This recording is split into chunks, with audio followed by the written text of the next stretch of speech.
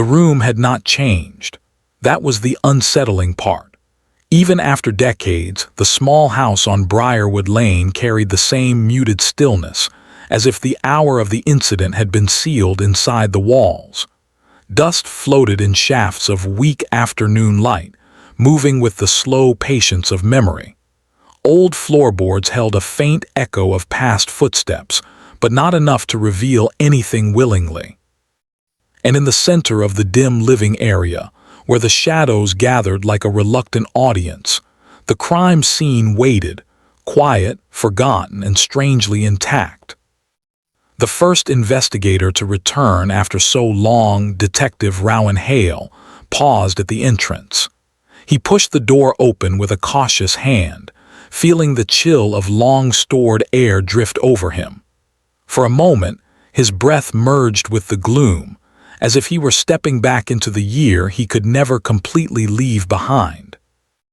It had been the case that shaped the early years of his career, the one that refused to dissolve even when the reports were boxed, the photos stored, the neighborhood moved on.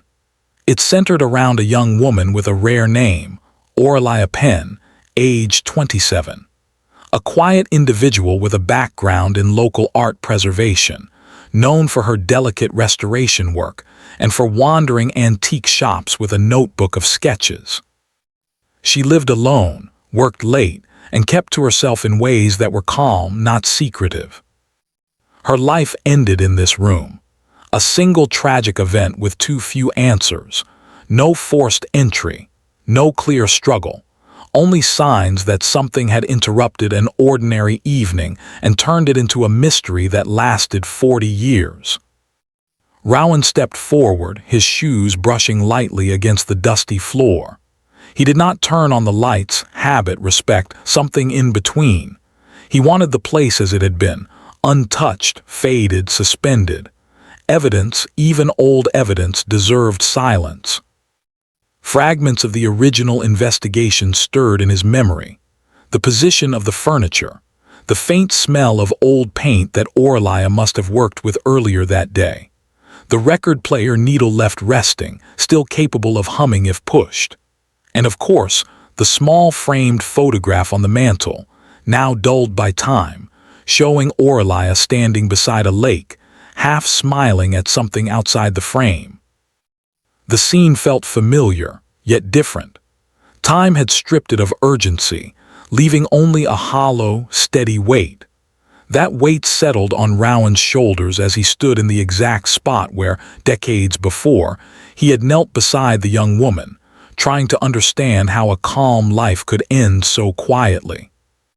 No dramatic chaos, no clear motive, no closure. Just an unresolved question sealed into old air. The unsolved Louisiana case of 1983 had returned to him again, not because he wanted it to, but because something new, something small, finally demanded it. And this time, Rowan intended to listen. Case reopens due to discovery of new crucial evidence. It began with a single envelope, anonymous, delivered to the precinct with no accompanying note, no initials, no attempt at recognition. Only a date written on the outside in thin, deliberate handwriting, August 14, 1983, the night Aurelia died. Inside the envelope lay an item Rowan had never seen during the original investigation, a photograph. Not the kind taken for evidence, not the kind found in personal albums. This one appeared candid, Aurelia walking along a narrow sidewalk beside the old community library.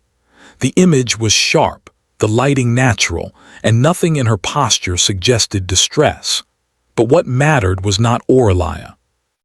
It was the faint outline of a figure several paces behind her. Unclear, partially shadowed, almost blending into the background. No facial details, only the shape, broad shoulders, a slight tilt of the head, hands concealed in pockets. Someone had followed her. Someone who was never acknowledged in the original reports. The moment Rowan held the photo, he felt a shift, A quiet, steady click in the machinery of the case. Something previously missing had slipped into place. Not enough to solve anything outright, but enough to reopen every file and reconsider every assumption.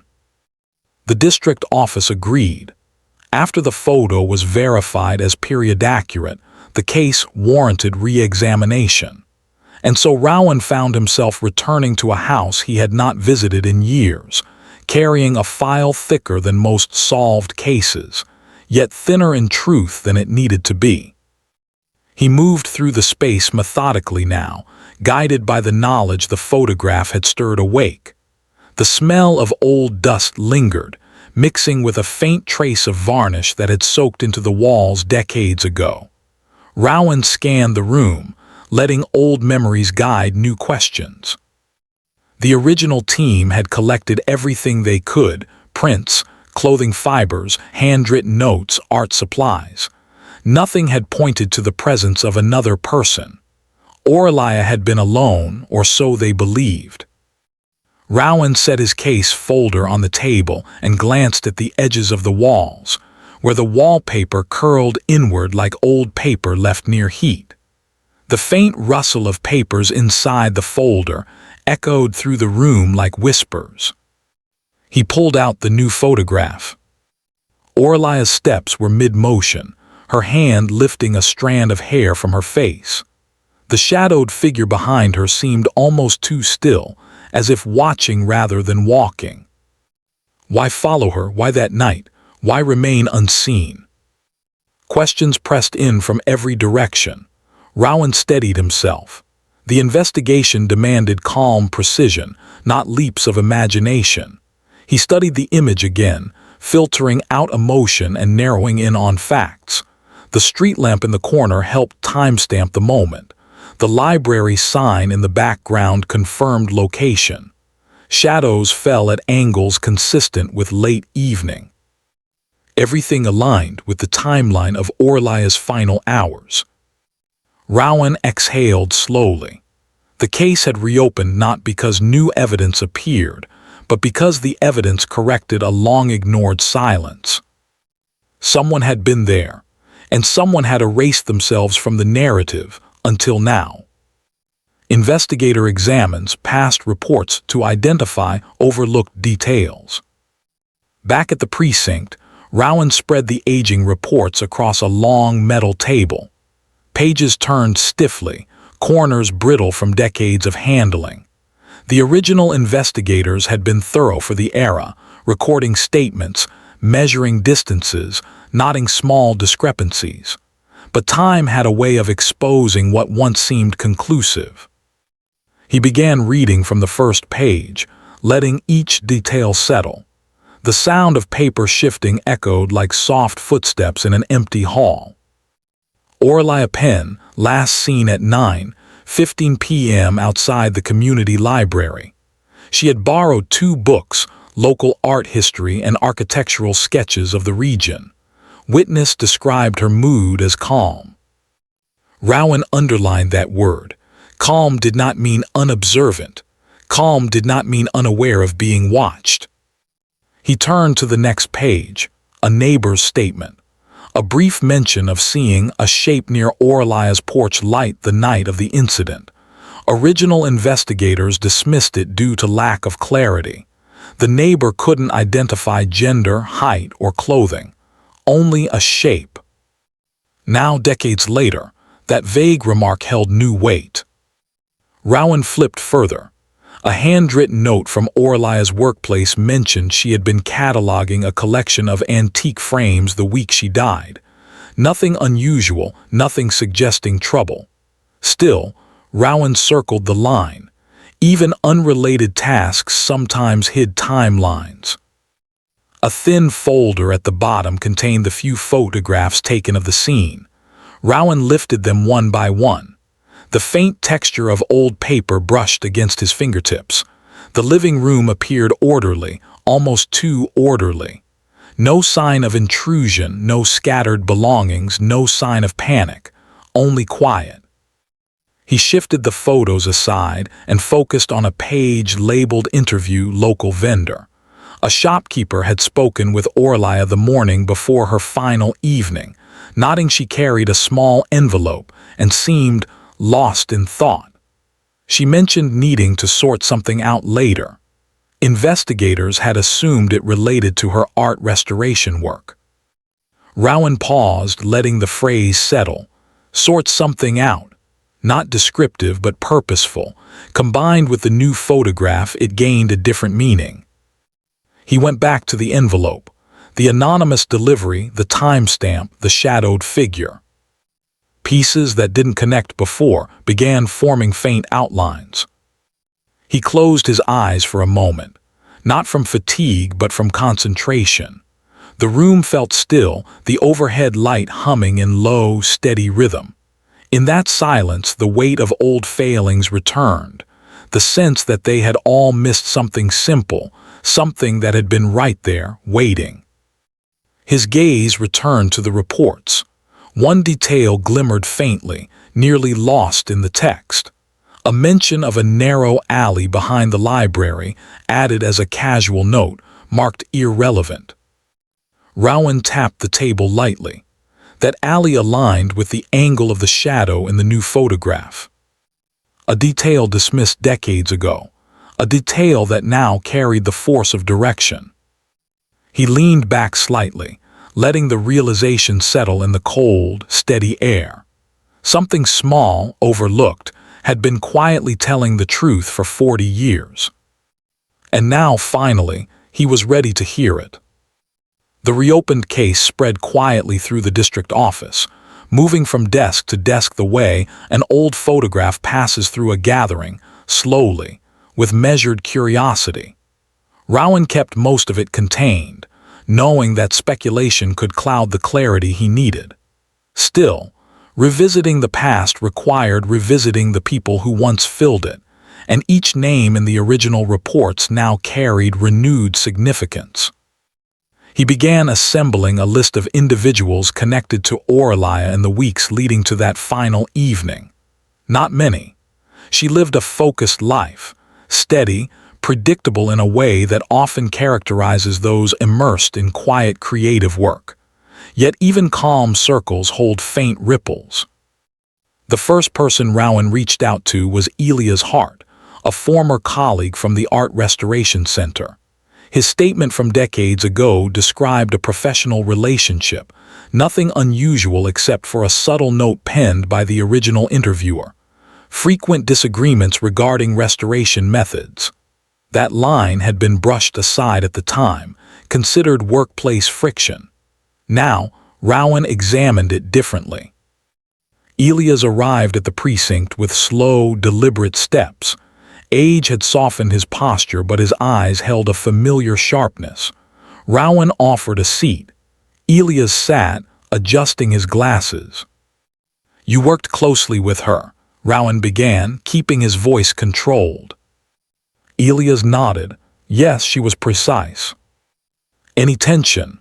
Rowan's tone remained flat, investigative. A pause, not tension, differences. She preferred careful, gradual work. I leaned on faster methods, but nothing extreme. The fragmentation in his speech felt natural, hesitation born from age, memory, and the sudden resurfacing of old events. Rowan noted it but did not press further. Elia's original alibi placed him at a workshop demonstration across town, confirmed by multiple attendees. Still, Rowan stored the conversation carefully. Even steady voices could hide soft complexities. Next on the list was Marjorie Lee, Aurelia's neighbor and the one who had once mentioned seeing a shape beneath the porch light. She was older now, living in a small place surrounded by hanging plants and quiet halls. When Rowan visited, she opened the door with a gentle expression. "I remember her," she murmured, guiding him inside. She kept to herself, always polite. Rowan asked her to recount the night again. The living room held a faint scent of tea leaves, and outside, wind moved through wind chimes with slow, thoughtful rhythm. "It was late," she said. "I'd stepped out to bring in the mat. I saw something, not clear, just movement. Her eyes narrowed slightly, as if trying to retrieve the image through layers of faded memory. I couldn't tell who it was. Could it have been someone familiar? Rowan asked. Maybe, a small pause, or maybe not. It was one of those moments where the light doesn't help you. Her alibi remained unchanged. She had been home, preparing for a family visit the next morning. Nothing suggested deeper involvement, but Rowan sensed something else, an emotional distance built not from secrecy but from time. She had watched the community shift around an unresolved question, and the uncertainty had become part of her quiet routine. The third individual on Rowan's list required more consideration: Daniel Crew, a local vendor who interacted with Aurelia the day before her final evening. His original statement contained minimal information, but something about the phrasing lingered. She said she needed to sort something out later.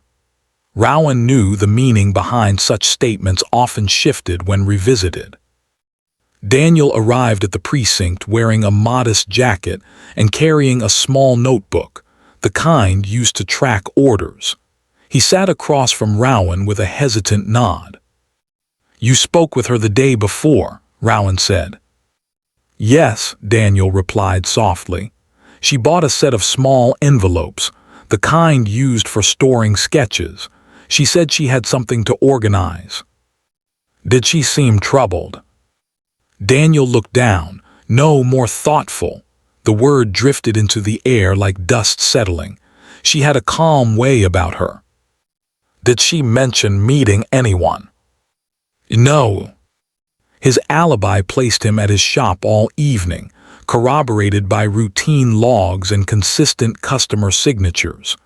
Yet Rowan saw a subtle flicker in his expression, something not guilt but recollection.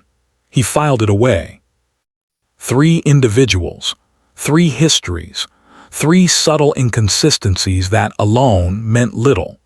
Together, they formed the beginning of an investigative arc that stretched across decades. Rowan returned to his office as the day dimmed into quiet. He placed the new photograph beside the old reports and let the profiles of each person align in thought. Motives uncertain. Alibis present yet thin with age. Connections delicate, almost transparent. But in cold cases, transparency sometimes hides more than it reveals. Clues emerge slowly, linking inconsistencies to emotional conflicts. The next morning, Rowan sat at his desk reviewing Aurelia's personal items, carefully preserved archival boxes containing her sketches, letters, and work notes. He approached them with the same stillness he carried into the crime scene, gently, cautiously, as though handling something fragile that might shift in meaning under too much pressure. He opened the first box. Sketches lined the interior, pencil outlines of windows, lamp posts, narrow alleys, and the community library. Familiar settings repeated often, especially pathways near the building. One sketch drew Rowan's attention, an alleyway rendered with deliberate strokes. The shading suggested late evening light. The angle matched the faint outline seen in the photograph. Aurelia had studied that space, recently by the paper quality. "Why?" Rowan set the sketch aside and opened a smaller notebook. Her handwriting flowed in soft loops, dates, brief comments, short reflections on colors and textures. One page held a single line. "Some places feel different depending on who stands behind you." The words settled into Rowan's thoughts, quiet yet heavy. Not alarming, not distressed, simply observant. But combined with the photo, it carried echo. He flipped further and found a list of locations with times beside them. The library, the art center, a vendor shop, a walkway behind the community hall, not appointments, more like personal waypoints. Only one of them had been circled, Library 840. The timeline placed Aurelia leaving slightly after that. The follow-up image, her walking, the shadow behind, aligned seamlessly. Rowan leaned back, letting patterns form. Something about her movements that evening had been intentional. She was not simply walking home. She was tracing a path she had grown familiar with, one she had sketched multiple times. Perhaps she had sensed something. Perhaps she had been studying something or someone. A soft knock interrupted his thoughts. A junior officer stepped in holding a thin file. "We found something in storage," the officer said. "Old correspondence between Aurelia and Elia's heart, stored with unrelated materials." Rowan took the file. Inside were 3 letters, brief exchanges regarding restoration techniques, professional, polite. But the final letter, written by Aurelia, had a tone slightly different from the earlier 2. Concise, direct, and ending with, "I don't want assumptions coming between careful work." Not conflict, not tension, just a boundary. Yet in careful creative environments, boundaries often hide subtle emotional currents, pressure, expectation, unspoken disagreements. Elia's had called their differences nothing extreme, but Aurelia's tone suggested she preferred distance. Rowan wrote a note in the margin. Boundary implies reason. He continued examining the letters when another detail surfaced in memory, Daniel's expression during the interview. The slight hesitation, the downward glance. Rowan revisited Daniel's original statement. It mentioned Aurelia purchasing envelopes. Not unusual, but the vendor logs showed she purchased 3 envelopes. He had only mentioned 1 in conversation. Small inconsistencies form quiet clues. Rowan arranged the clues methodically. Aurelia had circled library, 840. She had sketched the alley repeatedly. A shadowed figure appeared exactly there. She needed to sort something out. 3 envelopes purchased, but only 1 referenced. Multiple individuals had mild, emotional intersections with her life. None of these details proved anything independently, but they revealed quiet currents beneath calm surfaces, currents shaped by misunderstandings, expectations, and the natural friction that occurs when lives cross paths. Rowan moved back through the crime scene files, focusing on Aurelia's final documented actions. She walked, she paused near the alley, she continued. The figure behind her did not close the distance, did not appear hurried, observing, not approaching. Observation carried meaning. He held the photograph again. The posture of the figure was subtle, shoulders angled slightly inward, stance relaxed, not predatory, more contemplative than threatening. Someone she knew. Someone unsure of how to speak to her. Someone weighing something difficult. The clues shifted, linking themselves not to aggression but to quiet emotional tension, misunderstandings, disagreements, unspoken intentions. A pattern emerging from restraint, not chaos. He placed the photograph down carefully. The air felt still, almost expectant.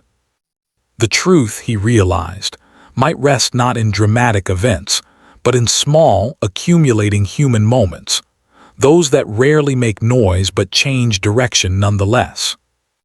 Unexpected twist reveals the least suspected person as killer. It happened during an evening review session when the precinct halls were nearly empty and the soft hum of overhead lights filled the silence. Rowan was re-examining Aurelia's final sketch, the alley, but this time he noticed a small marking in the corner of the paper. A faint initial, almost erased by time. M.L. Marjorie Lee. The neighbor. Rowan placed the sketch beside the old statement. Marjorie had said she never spoke much with Aurelia beyond polite greetings. Yet Aurelia had initialed a sketch with her name, something she rarely did unless someone had contributed a reference point, suggestion, or specific detail. He searched the logs again. A note in the original dispatch mentioned Marjorie had once volunteered at the community library, unrelated, placed aside, never explored further. Rowan's pulse remained steady, but his focus tightened. He pulled Aurelia's notebook forward, flipping through pages again. Near the back, between reflections on light and texture, was a brief entry. She mentioned feeling unsure about something I observed, asked me not to worry, but I did. Unsure, observed. Someone noticing something but not knowing how to express it. Rowan reviewed the new photograph under brighter light. The shadowed figure behind Aurelia was the same approximate height and posture as Elia's, Daniel, and several residents. But the posture carried something else, familiarity mixed with restraint. He pulled up Marjorie's photo from records. The alignment was uncanny. The height matched. The shoulder tilt matched. The quiet, introspective posture matched. A shape she once described as unclear might have been her own reflection of uncertainty, not her view of someone else. Rowan revisited the interview notes. Marjorie had paused multiple times when describing that night, not with fear, but with reflection, as though recounting something she was still trying to understand. He replayed her phrases mentally. It was one of those moments where the light doesn't help you. I couldn't tell who it was. Maybe familiar, maybe not. Ambivalent answers, not evasive, internal. Marjorie had lived beside Aurelia. She had seen her daily. She had worked near the library. She had cared quietly, the way neighbors often do without saying much. Rowan stood, walked to the evidence board, and placed Marjorie's profile beside the photograph. The least suspected person. The calm neighbor. The quiet observer of the case for 40 years. She had been near the library. She had known Aurelia's routines. She had seen something, or thought she had, and worried. Misunderstanding can shift into action when mixed with concern and confusion. Aurelia's note suggested Marjorie had spoken with her about something she observed. Something Aurelia reassured her about. Something Marjorie did not fully accept. And on that quiet evening in 1983, Marjorie may have followed her home, not out of intent to harm, but out of unresolved worry. A simple attempt to check on her. A moment of hesitation. A misread action. A quiet, tragic sequence concealed under calm routines. Not a dramatic confrontation. Not a hidden scheme. Just two quiet lives crossing at the wrong moment in dim light. The truth emerged from the smallest clues, initials in a sketch, a circled time, a phrase in a notebook, a posture in a photograph. Rowan exhaled slowly.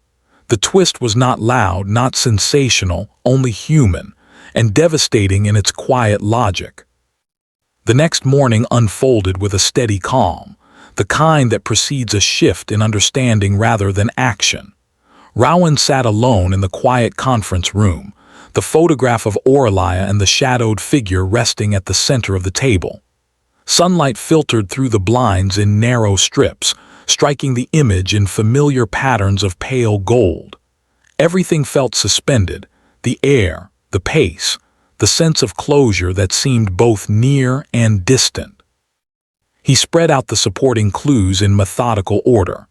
The initials in the sketch, the circled time in Aurelia's notebook, the repeated illustrations of the alley, Marjorie's brief, reflective statements, the renewed alignment of gestures, posture, and presence.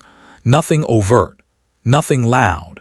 A case not driven by startling revelation but by layers of small truths aligning in quiet precision.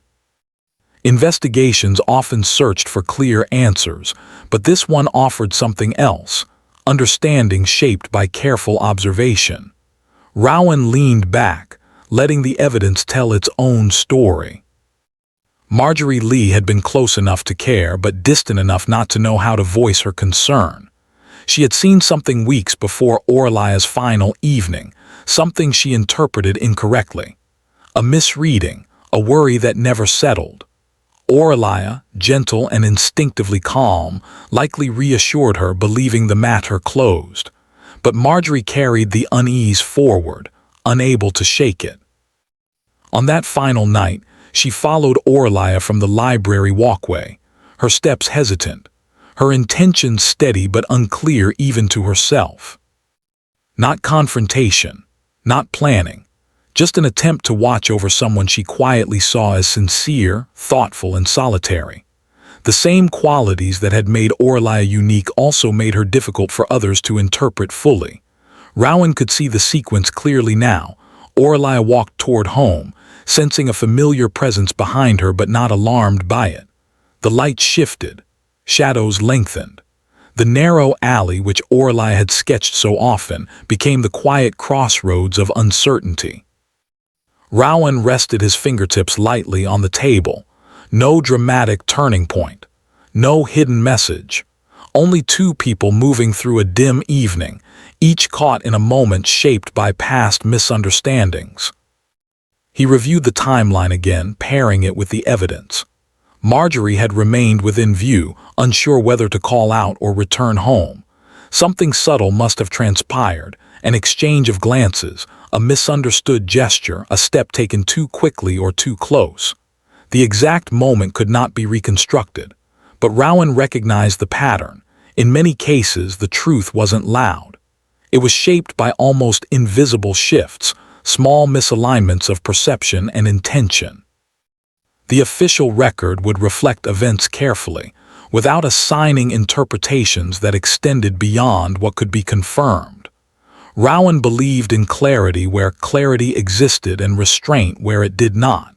It was a principle shaped over decades of work. Evidence spoke only as far as its lines reached. Everything beyond remained quiet terrain. By midday, he prepared to speak with Marjorie again. Not an interrogation, not an accusation. A conversation carried with measured tone, grounded in understanding rather than force. When he arrived at her residence, she welcomed him with her usual calm. Wind chimes moved gently near the window, creating soft, intermittent tones. Rowan sat across from her, observing the thoughtful lines on her face. "I want to revisit something," he began. Marjorie folded her hands. "Yes." "Your memory of that evening," Rowan continued, "and the days around it." She nodded slowly, eyes drifting toward the window. "I've thought about it for a long time." "Something about that night stayed with you," Rowan added, careful with the phrasing. She took a quiet breath. "There was a moment when I thought she might need someone nearby. I didn't want to intrude. I didn't want to misunderstand. I just cared." The words came with reflection rather than distress. Rowan remained still. Silence served as a container, offering her space to continue. "I followed at a distance," Marjorie said. "Only briefly. I thought she seemed distracted, or maybe it was just how the light looked. When she turned toward home, I hesitated. The moment felt unclear." Her voice lowered into a soft hum of thought. "I didn't speak because I didn't know what to say." Rowan recognized the nuance. There was no intent to harm in her tone, no concealment, only an ordinary person navigating a moment shaped by subtle misunderstandings. He concluded the conversation with quiet acknowledgement, offering her space to reflect without pressure. As he stepped outside, the air carried the warmth of late afternoon. The community around him moved steadily, cars rolling down familiar streets, children playing, neighbors conversing casually. Life continued with the calm rhythm that had persisted long before the case and would continue long after. Back at the precinct, Rowan finalized the report with care. Every line adhered to the evidence. Every detail remained grounded in clarity. The conclusions outlined a sequence influenced by misinterpretation rather than deliberate harm. The case file expanded with new documentation, shaping a narrative that rested on quiet truths, not dramatic revelations. When he finished, the room had grown dim. Only a single desk lamp illuminated the surface of the table. Rowan leaned back, the soft hum of the lamp forming a low, consistent pulse. He felt neither triumph nor relief, only the familiar stillness that arrived when a long-held question found its shape, even if not its entirety. He returned once more to Aurelia's home in the early evening. The house remained unchanged, shadows resting in corners, dust moving in slow spirals, and the faint memory of her presence lingering like a soft echo. Rowan walked to the mantel where the framed lake photograph still stood. The image captured Aurelia with her half-smile, looking toward something unseen. He noticed details he had once overlooked, the gentle tilt of her head, the way her fingers touched a sketchbook at her side. It was the look of someone who lived quietly yet attentively, absorbing the world in small pieces. Rowan felt a subtle weight in the room, not sorrow, not regret, something quieter, almost reflective. He moved slowly across the space, scanning the floor, the furniture, the walls. Time had settled over everything, blurring edges but preserving essence. A crime scene once filled with uncertainty now felt like a place where truth had finally surfaced, carried by faint lines rather than decisive marks. Rowan opened his notebook and wrote a final entry for himself, separate from the official record. Truth often resides in quiet places. Silence holds more than noise ever will. He closed the notebook gently. The sound of the cover falling into place echoed lightly, blending with the stillness of the room. As he prepared to leave, he stood at the doorway for a long moment, gazing back at the space where an unresolved question had lived for 40 years. The room no longer felt cold. It felt complete in its own quiet way. Not neat, not fully closed, but understood. Outside, the sky shifted into soft evening blue. Rowan walked toward his car, the ground beneath him cool, the breeze steady.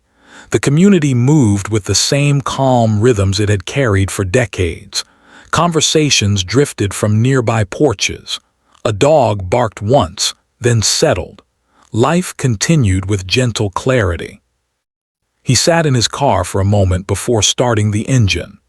The photograph of Aurelia remained on the passenger seat, its edges catching the last traces of daylight. It no longer symbolized an unsolved loss. It represented something human, something shaped by care, observation, quiet intersections, and the delicate nature of lives moving alongside one another. Rowan let the engine hum softly. He exhaled, long and controlled, feeling the weight of the case shift just enough to settle without fully disappearing. Some cases end with clear lines. This one ended with quiet understanding. Truth, he realized, is rarely a sudden light. It is more often a slow reveal, soft, layered, made of ordinary moments that align only when viewed from the right angle. He shifted the car into drive, guiding it gently onto the road. The street lamps flickered on, one by one, illuminating the familiar route back to the precinct. Their glow cast long, steady beams across the pavement, simple, consistent, unhurried. As he drove, Rowan reflected on the nature of inquiry, of silence, of truth shaped by time rather than immediacy. Evidence had led him not to dramatic answers but to human ones, answers rooted in quiet intentions and unspoken moments. This was the kind of closure that investigative work sometimes demanded, calm acceptance of complexity rather than pursuit of finality. The evening deepened around him, carrying the steady calm of a community settling into night. And somewhere within that quiet, Rowan found the faint outline of peace, not resolved, not absolute but present enough to continue. The truth, he thought, isn't always visible on the surface. But it is there, soft, patient, waiting for the moment someone finally sees it.